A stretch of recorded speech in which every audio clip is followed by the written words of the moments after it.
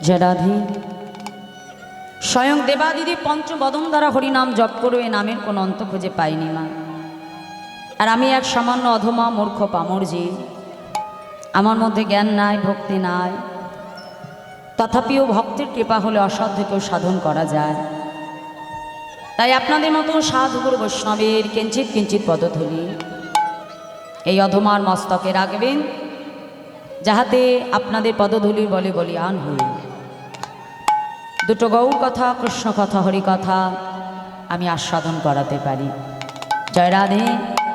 আর সত্যি খুবই ভালো লাগছে যে আজকে অনুষ্ঠানের সূচনাটা হরি নামের দ্বারা আমার এই গ্রামের দিদি ভাইরা সকলে একত্রিত হয়ে ভক্তের দ্বারে দ্বারে ভিক্ষা করে জগতের যেটা শ্রেষ্ঠ দান না, হরি নামামৃত সুধা দান। দেখো অনেক প্রকার আনন্দই আমরা করে থাকি, নাচানাচি, হ্যাঁ, হট্টগোল অনেক রকমই হয় মা, ডান্স হাঙ্গামা, আর সেটা হয়, কিন্তু সেটার দ্বারা বিশেষ কিছু হয় না। সেটার দ্বারা একটা জিনিস হয় মা, মনোরঞ্জন, মানে আনন্দ হয়, তাই তো? কিন্তু হরি নামে একাধারে যেমন আনন্দ হয়, তেমন জগতের মঙ্গল সাধন হয় মা। তাই আমি আন্তরিকভাবে আমি দিদিদেরকে ধন্যবাদ জ্ঞাপন করব যে তারা ভক্তের দ্বারে দ্বারে ভিক্ষা করে এনে মনস্থির করেছে যে তারা হরি নাম দান করবে মা। সকলে আপনারা গ্রামবাসীরা দোহাত ধরে আপনাদের আশীর্বাদ ভালোবাসার হাত আমার কমিটির মায়েদের মাথার উপর রাখবে এবং আমার দাদা ভাইদের মাথার উপরে, যেন এমন করে গ্রামের মধ্যে প্রত্যেকটা বছর তারা আপনাদেরকে হরি নামামৃত সুধা জগতের শ্রেষ্ঠ দান তারা যেন করে যেতে পারেন, তার সঙ্গে আপনাদের মতো সাধুগুরু বৈষ্ণবের সেবা করাতে পারেন। নেতাই গৌর হরি বল, হরি বল, হরি বল, হরি বল, হরি বল। জয় রাধে। আজ আমাদের আস্বাদনের বিষয়বস্তু হলো কৃষ্ণ ভক্ত সুদামা। এই সুদামার সঙ্গে আমার গোবিন্দের সম্পর্ক শুধুমাত্র দাপর যুগের নয় মা। আমরা মূলত দাপর যুগ থেকে লীলা কথাটা আস্বাদন করি, কিন্তু এই সুদামার সঙ্গে ভগবানের সম্পর্ক ছিল সত্যযুগ থেকে এই কলিযুগ পর্যন্ত। 4 যুগেই তাদের এই বন্ধুত্ব ছিল মা।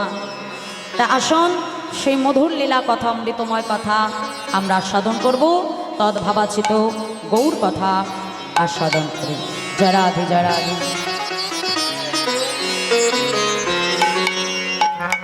কোলে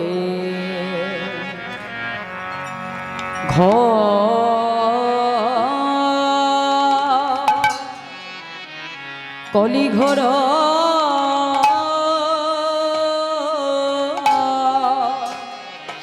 তুমি রে এ এ ও হে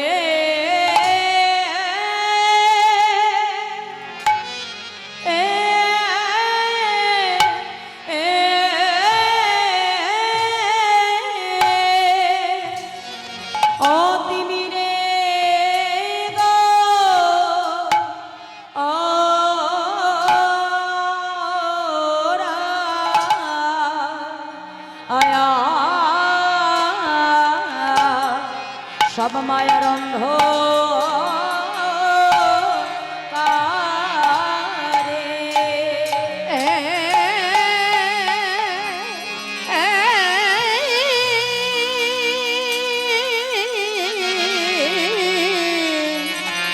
ওরে অন্ধকারে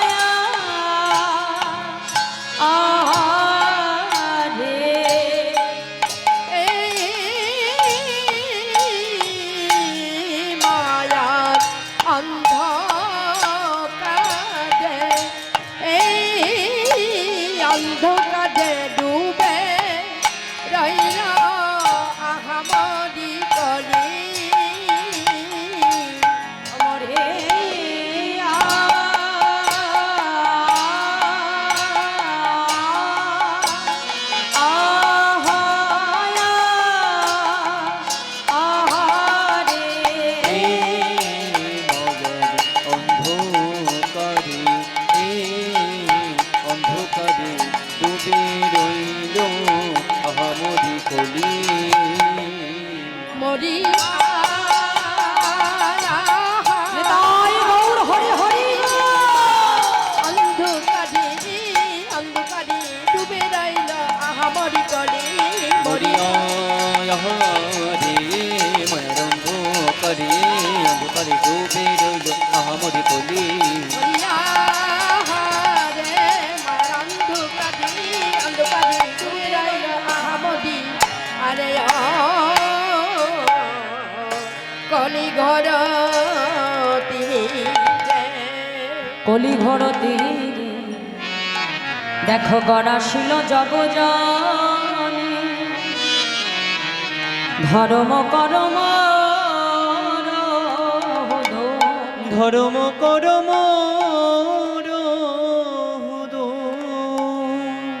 কলি ঘর তিমিরে গড়াশিল জগজনে ধর্ম করম রহুদ। আজ বৈষ্ণব মহাজন তিনি পদাবলিতে কলম রাখছেন না, কি বললেন না কলি ঘোর তিমিরে। কলি শব্দের অর্থ হলো কলহ, ঘোর শব্দের অর্থ হলো ঘন, আর তিমির শব্দের অর্থ হলো অন্ধকার। তো মহাজন বলছেন আমাদের এই কলিযুগ এক ঘোর অন্ধকারে আচ্ছন্ন হয়ে আছে। তো সেটা কোন অন্ধকার মা? এই যে দেখো চারপাশে যে রাতের অন্ধকারকে আমরা দেখি, সেই অন্ধকার কি নয়। শাস্ত্র বলছে মায়ারূপী অন্ধকার। ওহে জীব, কৃষ্ণ ভজিবার তরে তুমি সংসারে আইনো, মিছে মায়ায় বদ্ধ হয়ে বৃক্ষ সম হইন। ফলরূপী পুত্র কন্যা আমার ডাল ভাঙে পড়ে, আর কালরূপে সংসারেতে মোর পক্ষী বাসা করে। কথাগুলো মন দিয়ে বুঝে নেবে মা। তাহলে আমরা এই সংসার মাঝে কেন এলাম? মহাজন বললেন কৃষ্ণ ভজিবার তরে। তাহলে এই সংসারে এই মনুষ্য দেহটা আমি কেন পেলাম মা? ভগবান কৃপা করে এই দেহটা আমাকে দিল কেন? কৃষ্ণ ভজনের জন্য। এই মানব দেহটা বড় দুর্লভ দেহ মা। শাস্ত্র বলছে নিদেহে অদ্যাম সুলভম সুদুর্লভ প্লাবাংশু কল্পাং গুরু কর্ণধার মায়ানুকূলে না নভস্বা করিতাম পুমান ভবাব্দি না তরিন স্বা আত্মহ। আজকে শ্রীমদ্ ভাগবতে বর্ণন করছেন মা। নি শব্দের অর্থ হলো নর, দেহ শব্দের অর্থ হলো শরীর, আদ্যম শব্দের অর্থ হলো আদি নৌকা। অর্থাৎ এই যে নৌকারূপী দেহটা আমরা পেয়েছি মা, আজকে ভাগবত আমাদেরকে বলছে এই দেহটা একই সঙ্গে সুলভ আবার একই সঙ্গে দুর্লভ। তাহলে আগে আমাদেরকে বুঝতে হবে সুলভ কাকে বলে আর দুর্লভ কাকে বলে। সুলভ কাকে বলে মা? না যে বস্তুটা অতি সহজে পাওয়া যায় সেটা হলো সুলভ বস্তু। যেমন বাজারে যদি আমরা 1 কিলো চাল কিনতে যাই, কত নেবে মা? ধরো খুব ভালো হলে 200 টাকা কিলো ধরলাম আমি, ভালো হলে 200 টাকা কেজি। আবার বাজারে যদি তার পাশাপাশি আমি 1 কিলো সোনা কিনতে যাই, বলে 1 কিলো আজকে আর ভাবা লাগছে না বাবা, তাই না? তাহলে দেখো এই যে চাল, এটা কি প্রত্যেক বছর ধান ফলন হচ্ছে, আমরা প্রত্যেক বছর এটা পাচ্ছি মা। তাহলে প্রত্যেক বছর ফলন হওয়ার জন্য আমরা সহজে পাই বলে এটা হলো সুলভ বস্তু। সোনা যেটা ভগবান একবার সৃষ্টি করে রেখেছে আর তার বাইরে কেউ পারে না মা। পারে কি? সোনা কি গাছে গাছে ফলে? ফলে না। তাহলে সোনাটা হলো দুর্লভ বস্তু, মানে সহজে পাওয়া যায় না। তাহলে আমাদের এই দেহটা আজকে ভাগবত বলছে বাবা একই সঙ্গে সুলভ আবার একই সঙ্গে দুর্লভ। তাহলে আমাদের এই দেহটা কেন দুর্লভ? না, এই দেহটা পাওয়ার জন্য আমাদের প্রত্যেকটা জীবকে 80টা লক্ষ জনি ভ্রমণ করতে হয়। শাস্ত্র বলছে যে স্থাবরা বিংশতি নবলক্ষানি জলজা রুদ্র শঙ্কক পক্ষী নাম 10 লক্ষ কম 30 লক্ষ কম পশুবানশ্চ চতুষ্লক্ষানি মানব। তাহলে এই যে 80টা লক্ষ জনই আমাদের যে ভ্রমণ করতে হয় মা, এই 80 লক্ষ জনের সর্বপ্রথম জন্ম হলো আমার কোথায়? 20 লক্ষ বার বৃক্ষকুলে। কত না আম গাছ হয়েছি, জাম গাছ হয়েছি, গুল্ম লতা হয়েছি। উদ্ধার হলো কবে? যেদিন তুলসী বৃক্ষরূপে আমার জন্ম হলো। কথাগুলো মন দিয়ে একটু বুঝে নিতে হবে। যেদিন তুলসী বৃক্ষরূপে আমার জন্ম হলো, এই 20 লক্ষ বৃক্ষ জন্ম হতে আমার উদ্ধার হয়ে গেল। তারপরে কি বলছে? নবলক্ষানি জলজা। তারপর আমাকে 9 লক্ষ বার জলের মধ্যে জন্ম নিতে হয়েছে আমার। কত না ঝিনুক হয়েছি, শামুক হয়েছি, মাছ হয়েছি, জলজ পোকা হয়েছি, নর্দমার পোকা হয়েছি। তাহলে এই 9 লক্ষ জলজ জীবন হতে এই জল থেকে আমি উদ্ধার পেলাম কবে? যেদিন শঙ্খরূপে আমার জন্ম হলো। তারপরে বলছি কৃমি আর রুদ্র শঙ্খক। কৃমিকীট রূপে আমার জন্ম হলো 11 লক্ষ বার। আর এই কৃমিকীট জন্মের শেষ জন্ম যেদিন মধুকর অর্থাৎ মৌমাছি রূপে আমার জন্ম হলো। তাহলে মৌমাছির থেকে তো সুন্দর পতঙ্গ আমাদের চারপাশে আছে কি মা, তাই না? দেখি মৌমাছির থেকে সুন্দর একটি পতঙ্গ কি বলো দেখি? দেখতে সুন্দর কি? প্রজাপতি দেখতে সুন্দর, কিন্তু ভাগবত আমাদেরকে শিক্ষা দিচ্ছে মা, জগৎ সংসার মাঝে শুধু আমার দেহটা সুন্দর হলেই হবে না। আমায় দেখতে সুন্দর, আমার ভালো রূপ আছে, কিন্তু আমার এই দেহটা যদি ভগবান সেবায় না লাগে মা, তাহলে জানবে সেই দেহটা পাওয়া আমার বৃথা। সেই রূপের আমার কোনো মূল্য নাই মা, যেই দেহটা পাওয়া সত্ত্বেও দেহটা ভগবান সেবায় লাগে, সেই জন্মটাই আমার বৃথা মা। তাহলে যেদিন মধুকর অর্থাৎ মৌমাছি রূপে আমার জন্ম হলো, 11 লক্ষ কৃমিকীট জন্ম হতে আমি মুক্তি পেলাম। এরপর শাস্ত্র বলছে পক্ষী নাম 10 লক্ষ কম। পক্ষীকুলে আমার জন্ম হচ্ছে 10 লক্ষ বার। আর এই পক্ষী জন্মের শেষ জন্ম যেদিন ময়ূরকুলে আমার জন্ম হলো। আচ্ছা, ময়ূরের পেখমটা কোথায় থাকে? দেখি আমার মায়েরা একটু বলো, ময়ূরের পেখম কোথায় থাকে? হ্যাঁ হ্যাঁ, কৃষ্ণের মাথায়। বাহ! ভগবানের মস্তকের উপরে যে চূড়া, সেই চূড়ার উপরে দেখবে ময়ূর পাখা মা, তাই না? আবার মন্দিরে ভগবানের যখন সেবা দিই আমরা, কি পাখার সেবা হয়? ময়ূর পাখা। তাহলে যেদিন ময়ূর কুলে জন্মগ্রহণ করে আমার দেহের কোনো অংশ দ্বারা আমি ভগবানকে সেবা দিতে পারলাম, সেদিন এই 10 লক্ষ পক্ষী জন্ম হতে আমার উদ্ধার হয়ে গেল। তারপরে আমার জন্ম হচ্ছে 30 লক্ষ কম পশুবানশ্চ।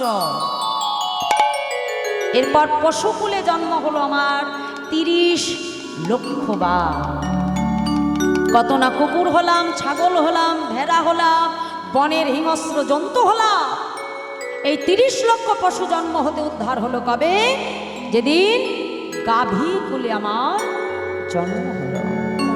কোন সনাতন ভক্তির ঘরে এসে যেদিন আমার দেহের দুগ্ধ দ্বারা ঘৃত নবনী মাখন মিষ্টি তৈরি করে সেই বস্তু যখন আমার গোবিন্দ সেবায় পৌঁছে গেল, সেই দিন এই 80 লক্ষ জন্ম ভ্রমণ আমার শেষ হল। তাহলে প্রত্যেকটা জন্মে কিন্তু লক্ষ্য করো মা, যতক্ষণ না দেহ দ্বারা ভগবান সেবা হচ্ছে ততক্ষণ দেহের কোনো মুক্তি না। তাহলে আমাদের মানব জন্মের ক্ষেত্রেও তার কোনো ব্যতিক্রম হয় না মা। সবার জন্য যা নিয়ম, আমাদের জন্য একই নিয়ম বাবা। আমাদের ঘরের এখনকার প্রজন্মের বেশিরভাগই চিন্তা ভাবনা একটাই থাকে মা, জীবন আমার একটাই, ভালো খাবো, ভালো পড়বো, ঘুরবো, আনন্দ করব, আনন্দ করেই আমার জীবনটা আমি কাটাবো। কি মা ঠিক বলছি তো? আমাদের ঘরের ছেলে মেয়েদের এমনই ধারণা, জীবন আমার একটাই, পেয়েছি যখন আনন্দ করে কাটাতে হবে। ভালো খাবো পরবো ঘুরবো মস্তি করবো না মা।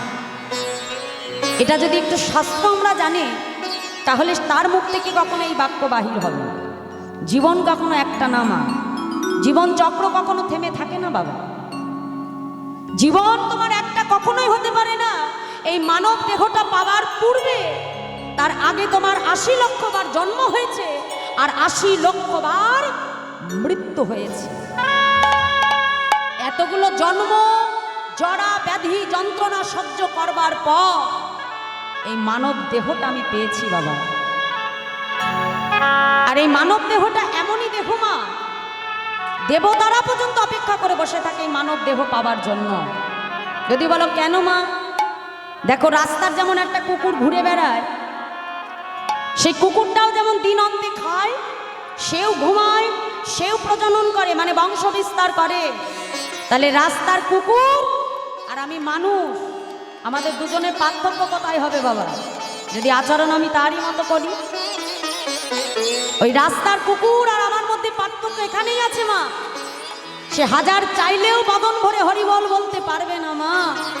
কিন্তু আমি এই মনুষ্য জন্ম পেয়ে এই ক্ষমতা লাভ করে বদনে সদ্গুরুচরণকে আশ্রয় করে যদি দেহ মন প্রাণ গৌর গোবিন্দ চরণে সমর্পণ করতে পারি, যদি বদনে একবার হরিবল বলতে পারি বাবা, এই হরি নামের দ্বারাই জীব একমাত্র জন্ম মৃত্যুর চক্র হতে উদ্ধার হতে পারি। তাহলে তোমরা আমাকে বলবে মা, দেখো এই জগতে সবাই তো আর হরি নাম শ্রবণ করে না, এ জগতে সবাই তো হরি কথা শোনেও না, হরিবাসরে আসেও না, কীর্তন আস্বাদন করে না, ভাগবত আসরেও যায় না। তাহলে যারা হরি কথা শোনে না, যারা কৃষ্ণ কথা সাধন করে না, এই দুর্লভ দেহখানা পাওয়ার পরেও যারা হেলায় সেই জীবনটাকে নষ্ট করে মা, তাহলে শেষের দিনে তাদের পরিণতিটা কি হয়? মানুষ যখন মারা যায় মৃত্যু হয় শুধুমাত্র দেহে, কিন্তু দেহের মধ্যে যে বস্তু থাকে আত্মা, সেই আত্মার কিন্তু কোনো মৃত্যু নাই বাবা। সেই আত্মা পুনরায় আবার এই ৮০ লক্ষ জনের জন্ম মৃত্যুর চক্রে আবার ভ্রমিত হতে ফিরে আসে, আবার সে ফিরে আসে এই জরা ব্যাধির চক্রে মা। আর যতবার এই সংসারে আমরা আসব, সংসারের ত্রিতাপ জ্বালা কিন্তু তোমাকে ভোগ করতেই হবে। দেখো আজ আমরা এখানে এতজন সংসারী ভক্ত এসেছি, একজনও বলতে পারবো মা আমি সংসারে খুব সুখী আছি? কি মা আসতে কে বলতে পারবে যে আমি সংসারে খুব সুখী আছি? সংসারে কারোর সুখ নাই মা। সংসার মানেই সেটা একটা দুঃখের সাগর, সংসার দুঃখ জলদ প্রতীত। সংসারে যখন এসেছি ৩ প্রকার জ্বালা আমরা সঙ্গে নিয়েই এসেছি মা, আধ্যাত্মিক, আদি ভৌতিক, আদি দৈবিক। এই জ্বালা সঙ্গে নিয়েই আমাকে আসতে হয়েছে মা। তাহলে এই জন্ম মৃত্যু জরা ব্যাধির চক্র হতে যদি উদ্ধার হতে হয়, কলিযুগে আমাদের জীবের একটাই উপায়, সদ্গুরু চরণকে আশ্রয় করো, হরি নাম করো। নাম ছাড়া জীবের গতি নাই, গতি নাই, গতি নাই। সেই হরিনামকে আশ্রয় করে এলেন আমার চৈতন্য মহাপ্রভু, সঙ্গে নিল কাকে দাদা নিতাই চা। আজ বৈষ্ণব মহাজন তিনি পদাবলিতে কলম দিয়ে বলছে, দেখো দেখো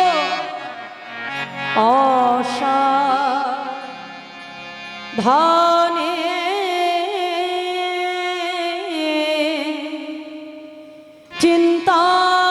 চিন্তামনে আমার বিধি মিলায়ল আনে আশা গানে চিন্তামণি আমার বিধি বিলাগুলো আনি আমার গোরা বড় দয়ালো ও আমার গোরা বাজু দয়ালো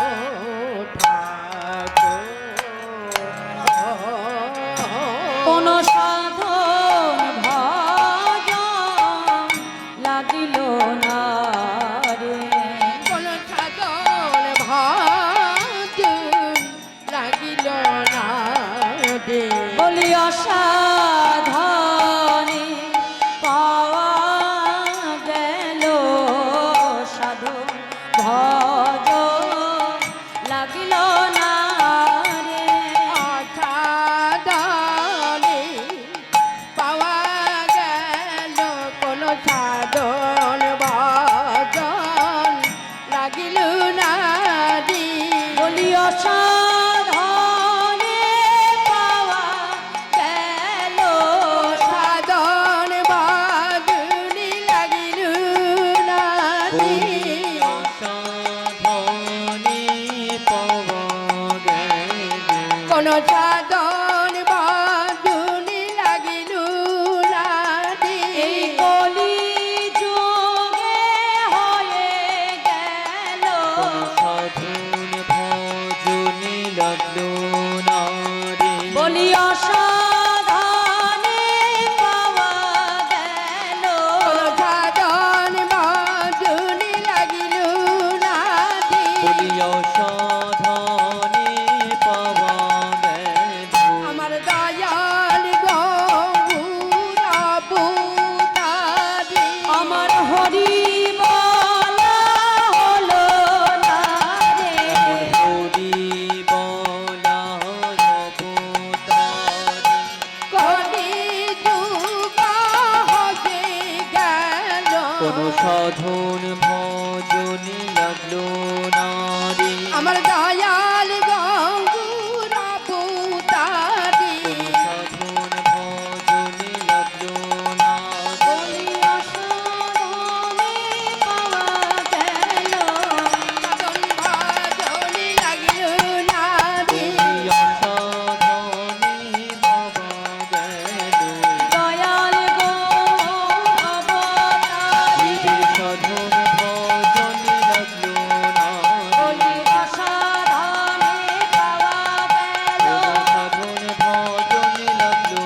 না রে অসাধনে পাওয়া গেল সাধন ভজনে লাগলো না রে বলি দয়াল গো অবতার কোন সাধন ভজনে লাগলো না রে দয়াল গো অবতার কোন সাধন ভজনে লাগলো না রে বলি অসাধনে পাওয়া গেল আর অসাধনে পাওয়া গেল কোন সাধন ভজনে লাগলো না রে দয়াল গৌর অবতারি এমন হরি বলা অবতারে দয়াল গৌর অবতারি সাধন ভজনে লাগিল না রে কলি যুগ হয়ে কোন গেল সাধন ভজনে লাগিল না রে দয়াল গৌর অবতারি কোন সাধন ভজনে লাগিল না রে অসাধনে পাওয়া গেল সাধন ভাজ লাগিল না রে অসাধনে পাওয়া গেল সাধন ভজন লাগলো না এই কলিতে ভগবানকে পাওয়ার জন্য কোনো কষ্ট করা লাগে না মা শাস্ত্রে বলছে কৃতে যোদ্ধায়তে বিষ্ণু ত্রেতায় যজ্জত মকই দাপরি পরিচর্যন কলৌ দদ্ধরি সংকীর্তনা সত্যযুগে ভগবানকে পাওয়ার উপায় ছিল ধ্যান ত্রেতা যুগে ভগবানকে লাভ করার উপায় ছিল মা যাগযজ্ঞ দাপর যুগে ভগবানকে পাওয়ার পথ ছিল পূজা অর্চন কিন্তু কলিযুগে আমার মহাপ্রভু দেখলেন যে আমার কলির জীবের এত সময় হবে না যে তারা ধ্যান যাগযজ্ঞ তপস্যা করে ভগবানকে ডাকবে কি গো মায়ের আমাদের সময় আছে সকালবেলায় চোখ বন্ধ করে যদি ধ্যান করতে বসি হবে সময় নেই তাই না যাগযজ্ঞ ত্রেতা যুগে আমরা রামায়ণে শুনেছি বাবা অশ্বমেধ যজ্ঞ নরমেধ যজ্ঞ তাহলে যাগযজ্ঞেও আমাদের উপায় নাই দাপর যুগের পূজা অর্চন সেটাও হবে না তাহলে কলিযুগে আমাদের উপায় কি মহাপ্রভু বললেন হরির নাম হরির নামই বকে বলা কলো নাস্তেব গতি রন্যথা পরিষ্কার বলে দিলেন হরি নাম ছাড়া আমাদের কলিজীবের গতি নাই গতি নাই গতি না হরি নাম তোমাকে গাইতেই হবে না তাই না দেখো শেষের দিনে যখন চলে যাব সঙ্গে আর কিছুই যাবে না, একটা বস্তুই যাবে, কি বলো? হরি। হরি বল, জোরসে বলো। হরি বল। তাহলে হরি নাম ছাড়া আমার সঙ্গের সাথী আর কেউ হবে না, আমার নামই আমার একমাত্র গতি। হ্যাঁ, সেই হরি নামকে আশ্রয় করে এলেন আমার চৈতন্য মহাপ্রভু। সঙ্গে নিল কাকে? দাদা নিতাই চাঁদকে। নদিয়ার রাজপথে দাঁড়িয়ে দুটি বাহু প্রসার করে নদেবাসীকে ডেকে ডেকে বলছে, নদেবাসী তোমরা সকলে আমার সঙ্গে বলো। কি বলবো প্রভু? বলছে প্রেমানন্দে মেতে হরি বলো। আজ গৌর হরি হরি বল বলতে বলছে মা। কি করে? হরি নাম আমাদেরকে গাইতে হবে। কেমন করে? প্রেমানন্দে, আনন্দের সহিত হরি নাম গাইতে হবে, আনন্দের সহিত। আজকে মহাপ্রভু নদিয়ার রাজপথে দাঁড়িয়ে দুটি বাহু প্রসার করে দাদা নিতাই চাঁদকে সঙ্গে লয়ে আজ দুটি বাহু প্রসার করে নদেবাসীকে ডেকে ডেকে বলছে, নদেবাসী তোমরা সকলে আমার সঙ্গে বলো। কি বলবো প্রভু? বলছে প্রেমানন্দে মেতে হরি বল। আমা দেখো, আমার মহাপ্রভু হরিনাম দিয়েছে ঠিকই, কিন্তু দাদা নিতাই চাঁদ যদি না থাকতো এই হরিনাম কিন্তু আমরা পেতাম না। জীবের হাতে ধরে পায়ে ধরে এই হরিনাম বিলিয়েছিলেন কিন্তু আমার দাদা নিতাই চাঁদ। মহাপ্রভু শুধু হরিনাম এনেছিলেন, কিন্তু দিয়েছে আমার দাদা নিতাই চাঁদ। নদেবাসী দাঁড়িয়ে দাঁড়িয়ে নদেবাসীকে ডেকে ডেকে বলছে, নদেবাসী প্রেমানন্দে মেতে হরি বলো।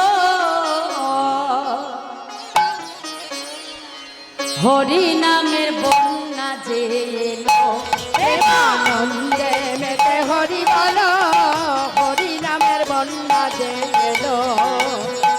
প্রেমানন্দে মেতে হরি বলো, হরি নামের বন্যা যে গেল।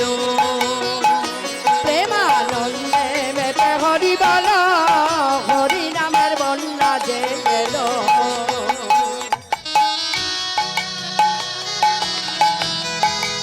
রাধে রাধে, সবাই মিলে একটু বাহু তুলে হরি হরি বল।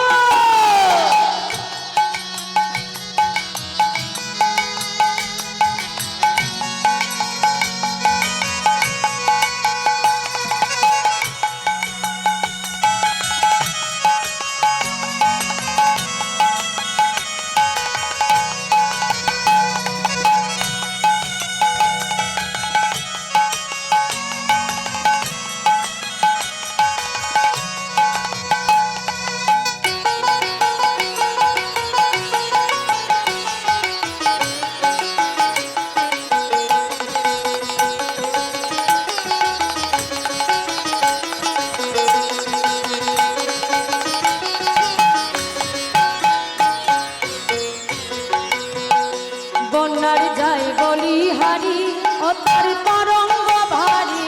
বন্যার যাই বলি হারি, তার তরঙ্গ ভারী। বন্যার যাই বলি হারি, ও তার তরঙ্গ ভারী।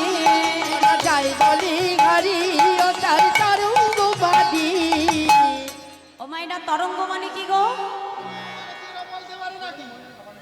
বাবা তুমি জানো তরঙ্গ মানে কি?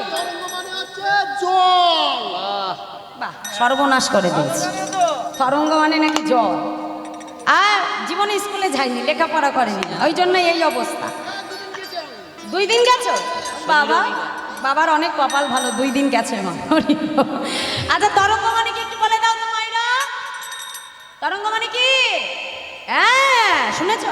কি বললাম? ঢেউ। ঢেউ কানেও শোনো না নাকি? হ্যাঁ, তা আমাদের নবদ্বীপে যেমন রোজ বন্যা হয়, রোজ ঢেউ ওঠে। তা আজকে আমরা কোথায় বসে আছি? তোমাদের এই জায়গাটার কি নাম? কি নাম এই জায়গাটার? কাপাসবেড়া। কাপাসবেড়া উত্তরপল্লী, তাই তো? হ্যাঁ, তা আজকে কি আমার এটা কাপাসবেড়া উত্তরপল্লী আছে? নেই? আজ আমার মায়েরা আমাদের জন্য কি তৈরি করে দিয়েছে? হ্যাঁ, বৃন্দাবন নবদ্বীপ ধাম, তাই তো? শাস্ত্রে বলে মা, যেদিন যেখানে হয় হরিনাম সংকীর্তন, আর সেটাই যদি হয় সুমধুর ভক্তের সমাগম, আর যদি আমাদের সবার হয় এক মন, না হই কভু মোরা আনমন, সেই স্থানটি হয়ে যায় নিত্য নবদ্বীপ, সেটাই হয়ে যায় মধুর শ্রী বৃন্দাবন। নিতাই গৌর হরি বল হরি। তাহলে তাহলে আজকে এটা আমরা কাপাস বেড়াই নেই, তাই না? আমাদের জন্য এটা নববৃন্দাবন, নবদ্বীপ ধাম, তাই না? তা আমাদের ওই নবদ্বীপে যেমন রোজ বন্যা হয়, ঢেউ ওঠে, তা আজকে কি আমার এই কাপাস বেড়ার নবদ্বীপে একটু বন্যা হবে? কি হবে? ওই বন্যার কথা বলিনি আমি। ও বন্যা হলে সর্বনাশ হয়ে যাবে। আমা কোন বন্যা? হরি নামের বন্যা। এখানে একটু হবে? হ্যাঁ, বাহ, তাহলে একটু হাত তুলে দাও দেখি সবাই আমার সঙ্গে, বাহু তুলে। হ্যাঁ, বাবারা একটু তোলো। আমার বাবারা যাবে না নবদ্বীপে? হ্যাঁ, তোলো সবাই মিলে। দেখো বাবা, এই এখন আছি, আর কাল সকালে বাঁচবো কিনা তার কোনো গ্যারান্টি দিতে পারবো না, কি মা, তাই না? প্রভু আজকে আমাকে এখানে কৃপা করে এনেছে বলে আমি আসতে পেরেছি। দেখো, এই যে আজ তোমরা হরিবাসরে হরিনাম শুনছো মা, এটা নিজের ইচ্ছায় না। ভগবান যদি কৃপা করে আজ আমাকে এখানে না আনতো মা, আমি কিন্তু আসতে পারতাম না। জগতে তার ইচ্ছা ছাড়া বাবা কিছু হয় না। তা আজকে কোটি জন্মের সুকৃতি আর সৌভাগ্য কপালে থাকলে তবে সেই জীব হরিনাম শুনতে পারে মা। হরিনাম সবার ভাগ্যে হয় না মা। রাধে। তাহলে আজ প্রভু কৃপা করে যখন এনেছি, আজকে 3টে ঘন্টা সংসারে, সারাটা জীবন ধরে 24 ঘন্টা সংসারের মানুষগুলোর জন্য আমরা দিয়ে থাকি মা। সারা জীবন বাবা মা মুখে রক্ত তুলে সন্তানকে মানুষ করে, কিন্তু দিনের শেষে ওই সন্তান বাবা মাকে প্রশ্ন করে, তুমি আমার জন্য কি করেছো বাবা, তাই তো?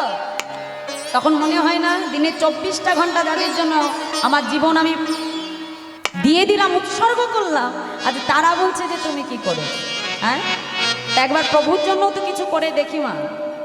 এ জগতে সবাই ভুলে যেতে পারে, কিন্তু ভগবান কখনো তাকে ভুলে না মা। জয় রাধে। তাহলে আজকে আমরা 3টে ঘন্টা রাখবো প্রভুর জন্য। আজ কোনো দিকে কোনো মন হবে না, ঘড়িতে কটা বাজলো, কখন খেতে হবে, ঘুমাতে হবে, এগুলো আজকে কিচ্ছু দেখবো না। 3 ঘন্টা। আবার এখানেই প্রসাদ আছে, কোনো অসুবিধা নাই। এখানে হচ্ছে, এখানেও প্রসাদ সেবা হচ্ছে এখন। এটা কার সেবা? এই যে হরিনাম শুনছি, এটা কার সেবা? এটা হচ্ছে বাবা এখন পরমাত্মার সেবা, ভগবানের সেবা। ভগবানকে জাগতিক জগতের বস্তু দিয়ে সেবা দেওয়া যায় না মা। ভগবানের সেবা হয় একমাত্র হরিনাম শ্রবণ, ভাগবত কথা শ্রবণ। এখন হচ্ছে গোবিন্দের সেবা, এরপরে দেব আমরা আমাদের জীবাত্মার সেবা। রাধে। 2 সেবার আয়োজন একসঙ্গে। হরি বল, হরি বল। তাহলে একটু হাত তোলো মাইরা, সবাই মিলে করতালি দিয়ে দিই। হ্যাঁ, আমার সঙ্গে বাহু তুলে তুলে বলবে, বন্যারে যাই বলি হারি, ও তার তরঙ্গ ভারী, বন্যারে যাই বলি হারি, ও তার তরঙ্গ ভারী। বন্যারে যাই বলি হারি, ও তার তরঙ্গ ভারী, যাই বলি হারি, ও তার তরঙ্গ ভারী। সেই তরঙ্গে দিচ্ছে সাঁতার গোলক বিহারী। আজি সেই হরি হরি তরঙ্গে দিচ্ছে সাঁতার গোলকি বিহারী। আজি সেই তরঙ্গে দিচ্ছে সাঁতার গোলক বিহারী। আর সেই তরঙ্গে দিচ্ছে তার গলক বিহারী। ও তার সঙ্গে, ও তার সঙ্গে দয়াল নিত্যানন্দ পাথারে সাঁতার দিল। সঙ্গে হরি হরি নিত্যানন্দ পাতালে সাঁতার দিল। তার সঙ্গে দয়াল নিত্যানন্দ পাথারে সাঁতার দিল। সঙ্গে দয়াল নিত্যানন্দ পাতালে সাঁতার দিল। হরি নামে বন্যা যে এলো। প্রেমানন্দে মেতে হরি বলো, হরি নামের বন্যা যে এলো। আনন্দে মেতে হরি বলো, হরি নামের বন্যা যে এলো।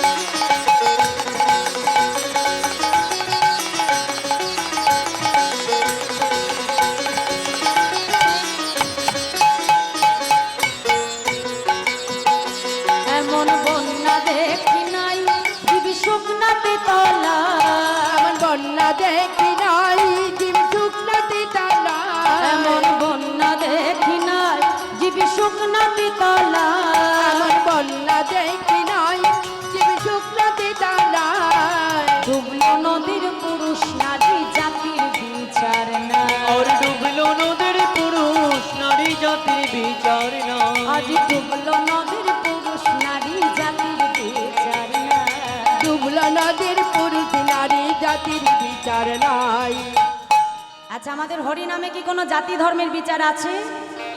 কি মায়েরা একটু জোরে বলো, আছে? নেই তো? বলে যদি থাকতো তবে হরিদাস,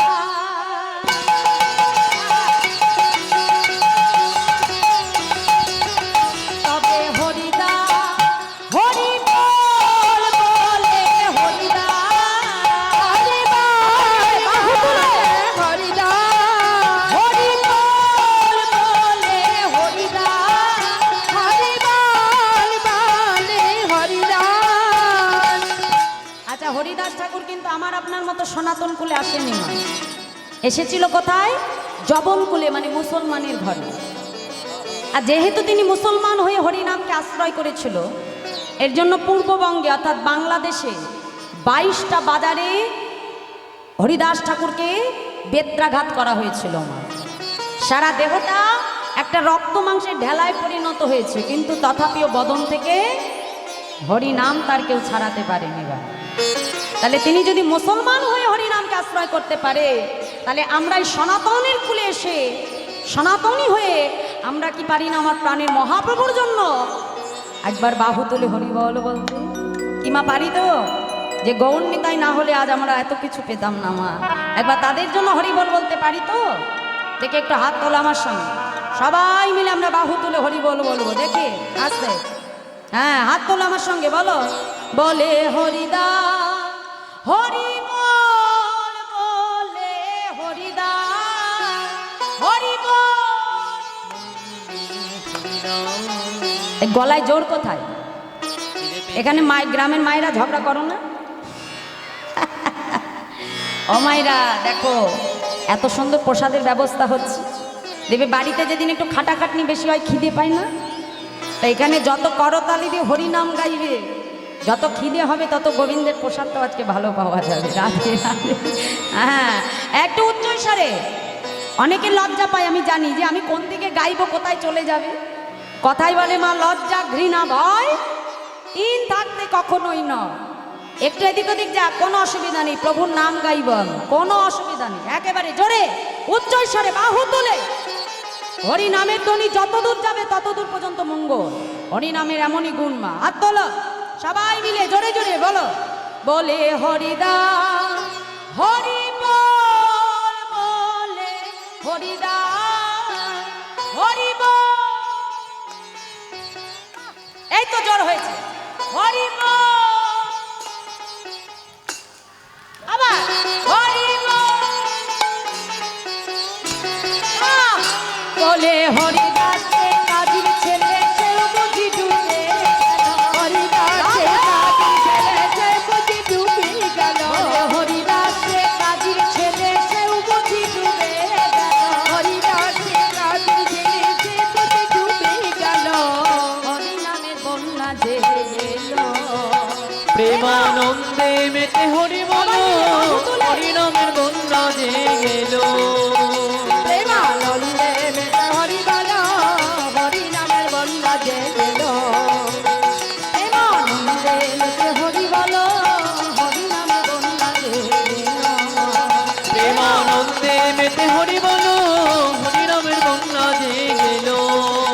প্রেমানন্দে মেতে হরি বলো, হরি নামে বন্যা যে এলো। প্রেমানন্দে মেতে হরি বলো, হরি নামের বন্যা যে এলো।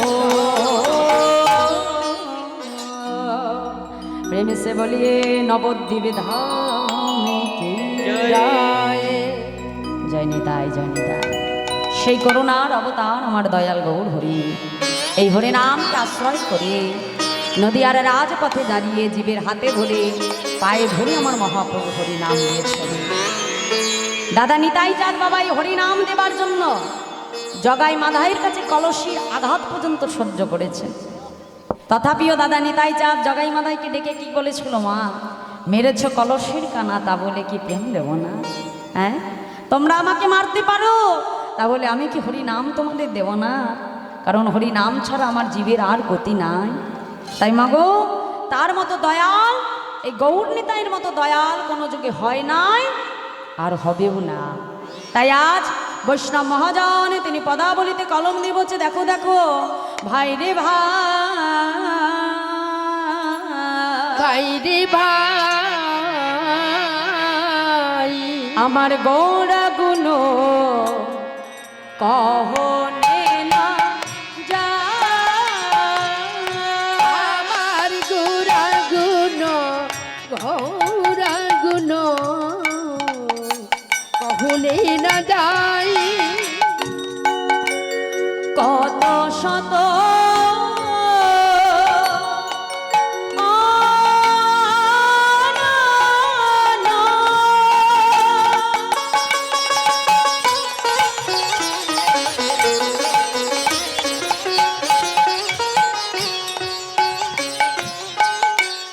কত শত আনন কত শত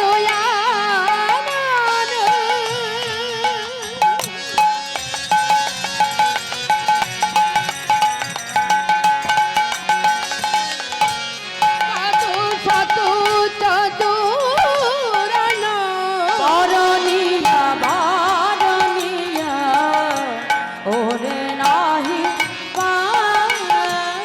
আর বারুনিয়া বারুনিয়া ওরে নাকি পাই বলি চতুর্মুখে যে না বলতে না রে, চতুর্মুখে যে নাম বলতে না রে চতুর্মুখে যে না বলতে না রে, তোর মুখে যে নাম বলতে না রে, আমি একবার দনে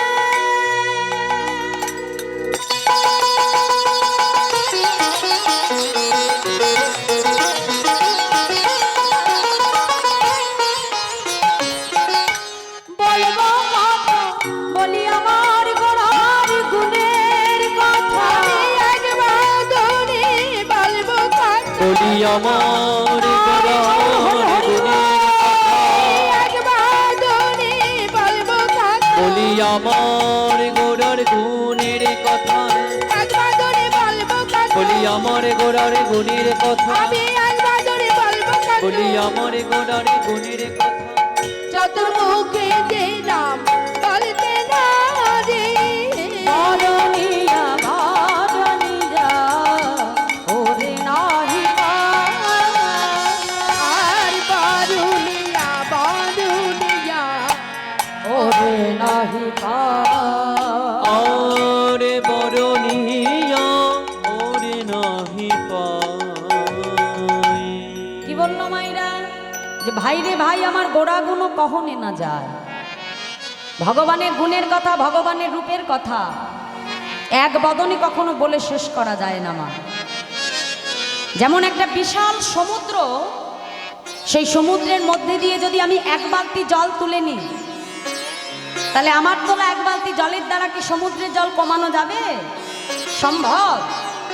সেখানে তো অনেক জল মা, প্রচুর জল, তাহলে সেটা যেমন কমানো সম্ভব নয়, তো ভগবানেরও অনন্ত গুণ, অনন্ত রূপ, অনন্ত মহিমা মহাজন বললেন যে কথা এক বদনে বলে কখনোই শেষ করা যায় না। এই জগতে ভগবানকে যুক্তি দিয়ে মেলে না মা, ভগবানকে পাওয়া যায় ভক্তি দিয়ে। ভক্তি যার কৃষ্ণ তার সর্বশাস্ত্রে কয়, আর ভক্তি না থাকিলে জীবে কৃষ্ণ দর্শনে কে বা হয়। মহাভারতের যুদ্ধ হবার পূর্বে মা, ঠিক কুরুক্ষেত্রের যুদ্ধের পূর্বে হস্তিনাপুরের দুই যুবরাজ অর্থাৎ পাণ্ডব পক্ষের হয়ে অর্জুন আর কৌরব পক্ষের হয়ে দুর্যোধন, দুজনেই আজকে এসেছে মাধবের কাছে। এখন ভগবান চতুরের শিরোমণি চতুরালি করে আজকে ভগবান নিজের মাথার কাছে একটা সুন্দর করে সিংহাসন আর পায়ের কাছে একটা আসন পাতিয়ে ভগবান ঘুমের ছলনা করে ঘুমিয়ে আছে। এখন দুর্যোধন প্রবেশ করবা মাত্রই মা চোখের সামনে অত সুন্দর সিংহাসনটা দেখে মনে মনে চিন্তা করলো যে আমার মতো বীরের জন্য ওই সিংহাসনই প্রযোজ্য। অহংকার তো মা মনের ভেতরে অহংকারে পরিপূর্ণ, একেবারে অহংকারে মত্ত হয়ে সিংহাসনের উপরে বসে পায়ের উপরে পা রেখে নিজের পাটা নাচাচ্ছে।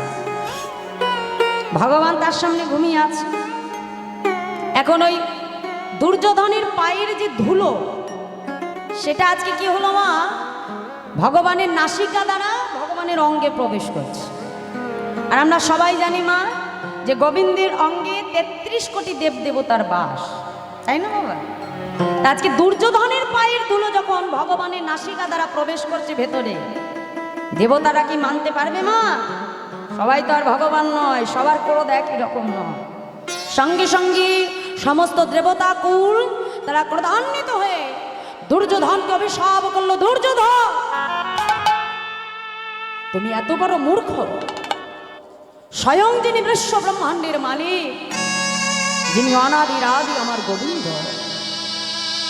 যাকে পাবার জন্য যোগী মুনি ঋষি যুগ যুগ তপস্যা করে বসে থাকে, যোগী যারে যোগে পায় না, ঋষি যারে ধ্যানই পায় না, সেই যোগাতীত ধ্যানাতীত আমার প্রাণ গোবিন্দ, তাকে কাছে পেয়ে তোমার পায়ের ধুলো ভগবানের নাসিকা দ্বারা তার অঙ্গে প্রবেশ করছে, সেদিকে তোমার কোনো দৃষ্টি নাই করছে।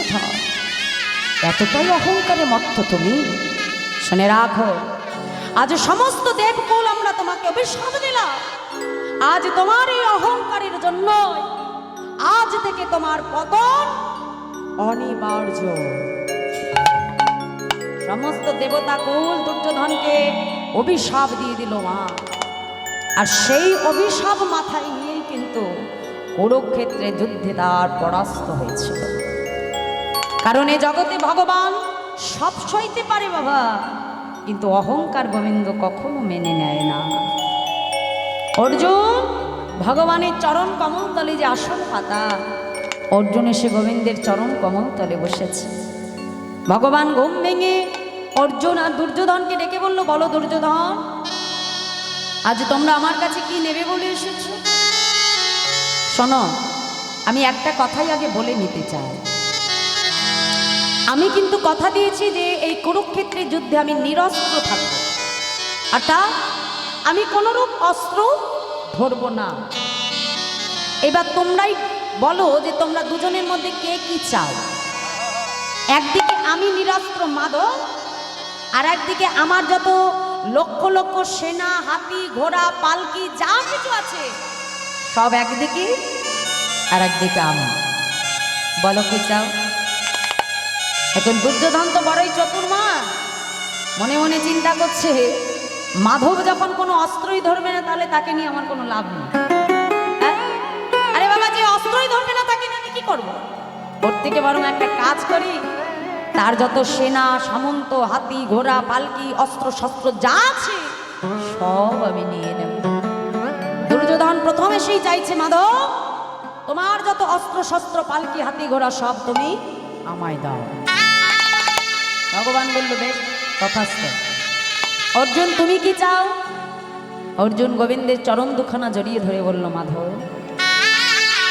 এই জগতেই তোমার চরণ তলে আমি নিজেকে সমর্পণ করেছি। মাধব তোমার এই রাতুল চরণ ছাড়া জগতে আমার আর কিছু চাই না। প্রভু তুমি আমাকে কৃপা করো, তোমার যে চরণে আমি নিজেকে সমর্পণ করেছি, আমার যে দেহরূপী রথটা আমি তোমার চরণে সমর্পণ করেছি, জগতে তোমা বিনা যেন আর অন্য কিছুর বাসনা আমার না জন্মায়। মাধব এই জগতে আমি শুধু তোমাকে চাই।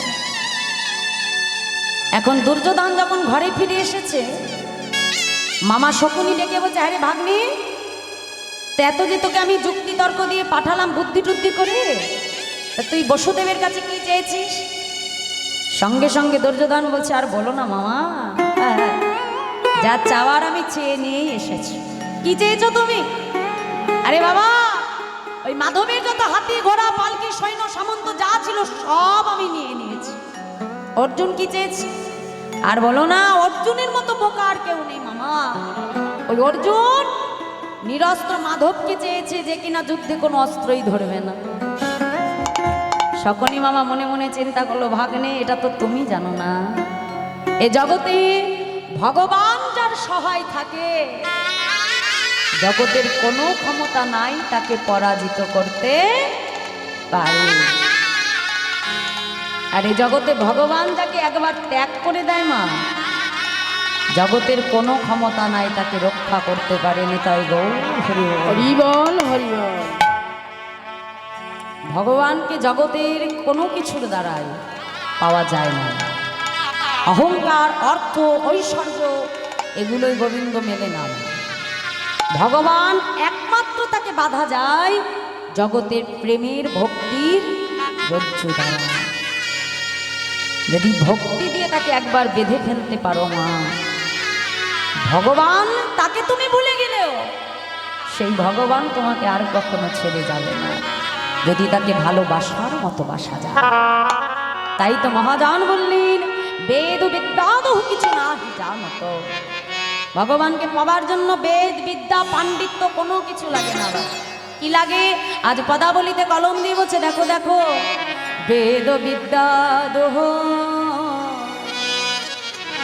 কিছু নাহি জানো তো।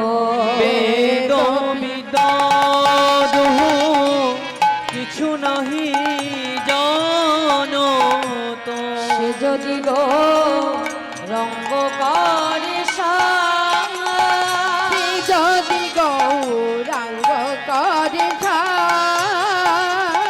সে যদি গো রঙ্গ করে সে যদি গৌরাঙ্গ করে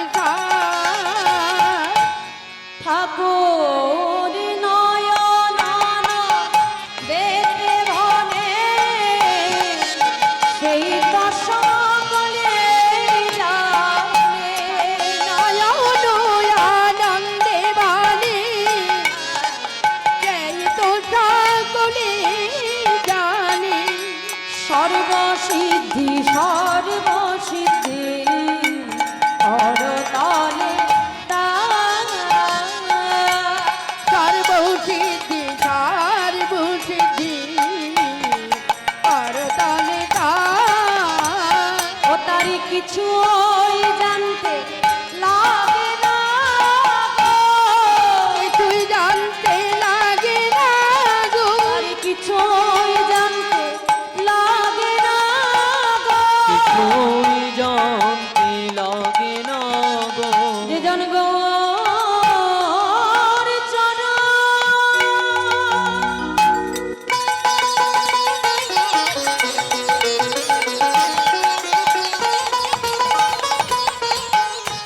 সর জেনেছে, বলি এ সংসারকে অসার ভেবে। আমার গৌর বলি এ সংসারকে অসার ভেবে। আমার গৌর চরণ ছাড় জেনে বলি এ সংসারকে অসার আমার ভেবে। গৌর চরণ ছাড় জেনে বলি এ সংসারকে অসার ভেবে। আমার গৌর চরণ ছাড় জেনেছে আর কিছুই জানতে লাগে না রে। সর্বসিদ্ধি সর্বসিদ্ধি করতলে